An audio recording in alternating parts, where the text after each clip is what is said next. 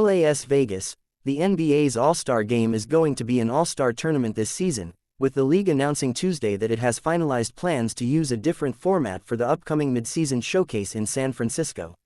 And scoring is sure to be down, way down.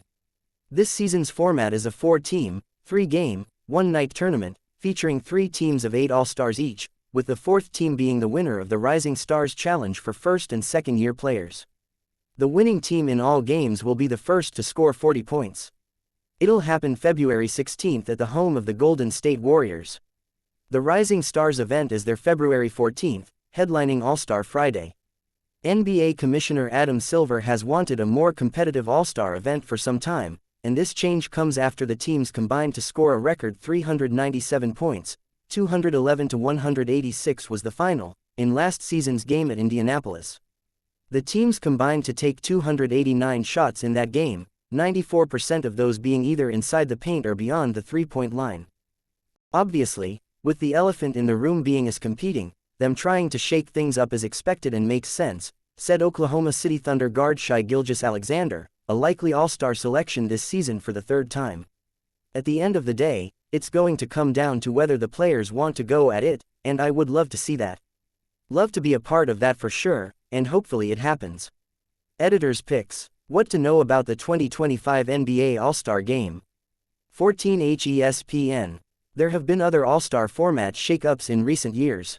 After the first 66 All-Star games, which were played in the traditional format, Eastern Conference vs. Western Conference, with 4 quarters of 12 minutes each, the league switched to a new format in which the leading vote-getters from each conference served as captains and drafted their teams. LeBron James served as one of the captains all 6 times, with Giannis Antetokounmpo the other captain 3 times, Kevin Durant twice and Stephen Curry once. In 4 of the captain's pick years, All-Star games used a target score at the end of games, ensuring that the winner was decided on a made shot. 4th quarters were untimed, and the winner was the first team to reach the leading team's score after 3 quarters, plus 24 points, a tribute to Kobe Bryant's final jersey number. It went back to the East vs. West format last season and saw a record point total along with Luka Doncic trying a 70-foot jumper, Donovan Mitchell throwing a 50-foot underhand inbounds pass, Bam Adebayo inbounding the ball to himself by tossing it off Nikola Jokic's backside, Tyrese Halliburton trying and making 5 three-pointers in a 92-second span, and Damian Lillard capping the night with a 44-foot jumper, which wasn't even his longest shot of the game. I think something could be done about it, Lillard said after his MVP-winning performance in last season's game. I'm not sure what, but I think there's a way to make it a more competitive game. The league hopes it has found the answer. Voting format. All-Star voting begins Thursday, and the format is unchanged. Fans can cast ballots daily through January 20th for 3 frontcourt and 2 backcourt players from both conferences. That'll be part of a weighted formula: 50% fan vote, 25% media panel vote, 25% current player vote, to determine the 10 players who will be designated as starters.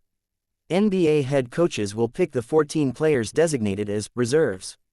But the starter and reserve columns won't mean much on game night, because there will be 15 different players starting, 5 from each of the 3 teams, and only 9 players coming off the bench in those semifinal games.